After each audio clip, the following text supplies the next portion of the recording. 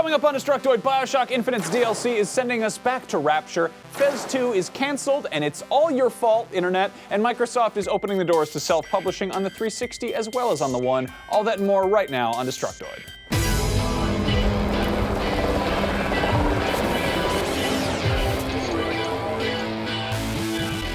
Welcome to Destructoid. I'm Tara Long. And I am Max Scoville. Happy Tuesday. Happy Tuesday, Tara? I was about to say happy birthday. I don't know why I wish it was my birthday, because then I'd get a cake.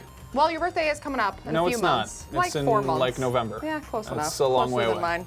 We'll have a fun party to celebrate. Well, I hope so, Tara. You better. I'm going to hold you to it. Surprise! This is it. Anyway, let's get into the news, because that's what we do here, aside from making really awkward small talk at the top of the show. It's been quite some time since we had much to say about good old BioShock Infinite, but that all changes today, thanks to some newly announced DLC. For starters, there's Clash in the Clouds, which is actually available today. You can go buy it right now as I'm saying this, I think. It's a single-player arena-based mission pack, which features a pile of new blue ribbon challenges. Good old blue ribbon challenges. Set in 4 new environments, and you'll have access to the usual variety of weapons and vigors and tears and skylines and so forth to dispense of a familiar selection of enemies. And completing these challenges will gain players access to the Colombian Archaeological Society, which is full of new voxophones and kinetoscopes. Sorry, I really want to do that voice when I talk about this game. Anyway, if you're really dying to square off against old Lady Comstock again, Clash in the Clouds will set you back $5 or 400 Microsoft points. Sorry, I really like the voice. But yeah, it's just kind of a, fun little arena thing. I know a lot of the people, thought the most interesting part of BioShock Infinite was not the part where you shot stuff with a gun, and I imagine those people will actually be much more excited about the other BioShock DLC, which is Burial at Sea. Now, Burial at Sea is a 2-part add-on campaign that takes place back in Rapture from BioShock 1, the old C-Lab 1962 or whatever, and it features Booker DeWitt and Elizabeth from Infinite exploring the underwater paradise before everything went to shit. For anyone concerned that it's going to be a bunch of recycled assets, rest assured that it is almost completely built from scratch with just tons of new stuff, including new vigors and plasmids, as well as blending elements like from BioShock and Infinite together. Look at the little sisters. They're all healthy and stuff. Everything's working. All the lights are on. How great is that? But yeah, Destructoid's Caitlin Cook actually got to sit down with BioShock mastermind Ken Levine to chat about what's being done with Buried at Sea, and he talked about how level design differs from the original BioShock, it has been a while since that came out, and how they wanted to invite players back to Rapture, but still have it feel like a new experience, and you should definitely go check that out on Destructoid. Ken Levine actually says some swears, which I think is refreshing in a developer interview. Burial at Sea will be released in 2 parts, which will run you $15 a piece, and should be included under the Season Pass. There is no release date yet, but I think it's safe to assume that that's going to be out by the end of the year.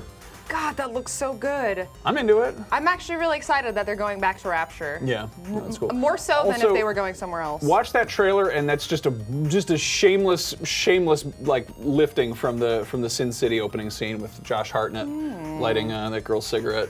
I haven't seen that trailer in a very long time. Mm-hmm. There you go. Anyway, also total coincidence. Really, actually, this was. Did you guys see today's episode of Max Scoville's Study Hall? Nope. It's the new show. Fuck you, Tara. Just kidding. It's the new show I'm doing over on Rev3 Games, where I just talk about gaming and pop culture influences and stuff. And the one that went up this morning is all about utopias and dystopias like Rapture and Columbia. That's over on youtube.com/Rev3Games. So. That is a lovely coincidence, actually. Yeah, we didn't plan that at all. Sort of so out I'm of just nowhere. like, hey, clicks, views. Would have been nice if they'd given us some warning. Thanks a lot, Ken Levine. I still love you.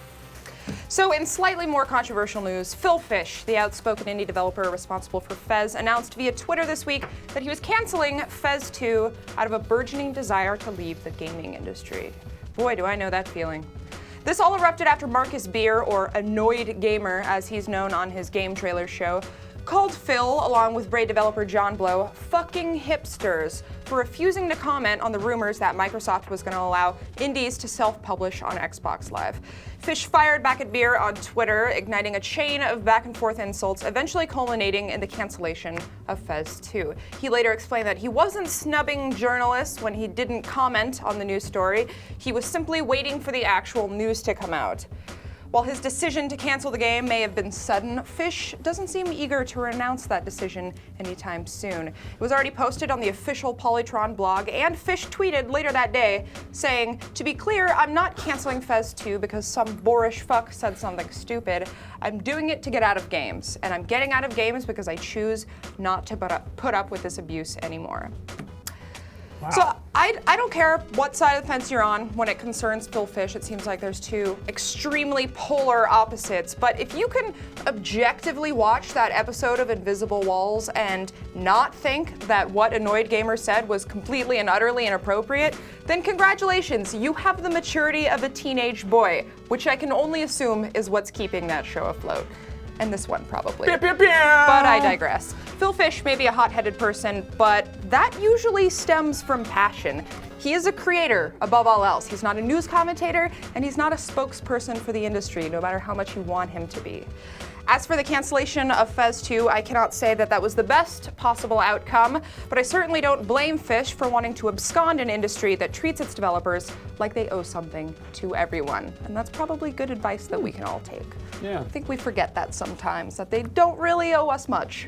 Well, speaking of demanding things from the industry, the clock is winding down to the release of Grand Theft Auto 5, and unfortunately, Rockstar is still playing hard to get with new details. And today we've got a smattering of new screenshots, which, well, they show off what the screen will presumably look like during various points in their upcoming game, Grand Theft Auto 5. There's a purple car, which could be a nod to vehicle customization. We see Trevor in a strip club wearing a Love Fist shirt, which is a nice little nod to Vice City. There's a private jet, which looks a little bit like a G6, which I got that stuck in your head now, haha! But for all of us who are so desperate to get our hands on GTA 5, or at the very least to see it in action some more, these are just a little bit frustrating. I mean, Rockstar knows how to tease us. They gave us the purple cars and the blue balls. Some folks were so impatient to play around with the new game that they actually took the three-way character switching mechanic from GTA 5 and modded it into GTA 4, allowing players to jump between Nico, Luis, and Johnny. This grand feat was pulled off by the modding community, GTA X Scripting YouTube. It's a cool handle.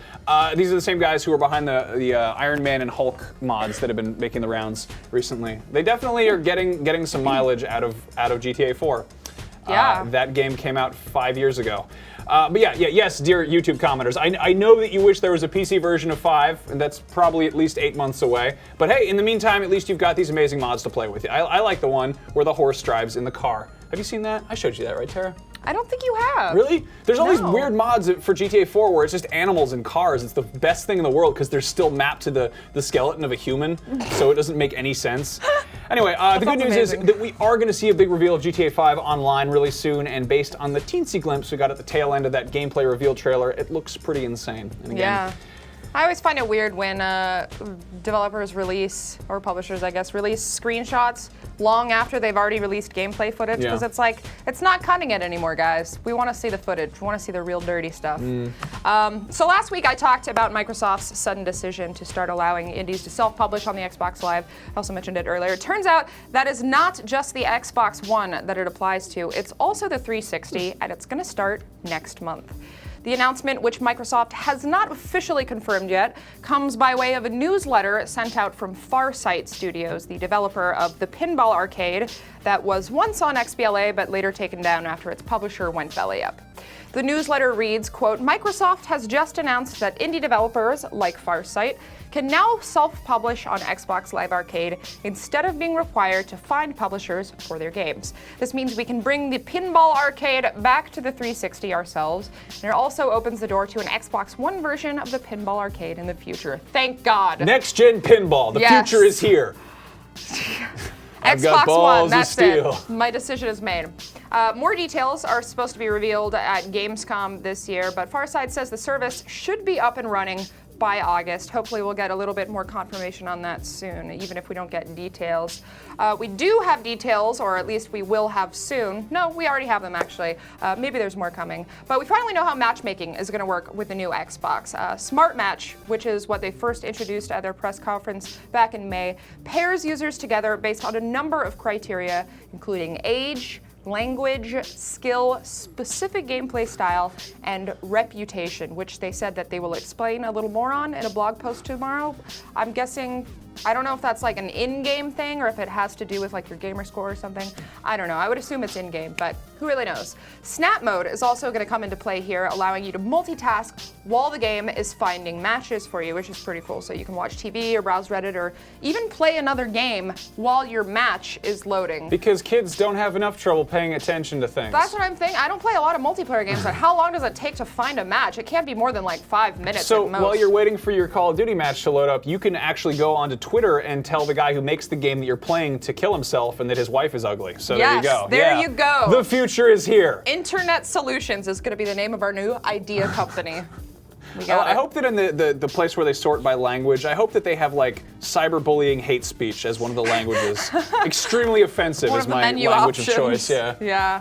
Anyway, that's about all the time we have for today's show. We'll be back here on Friday with another one of our live shows. Guess what? I got a Hawaiian shirt that I haven't worn yet.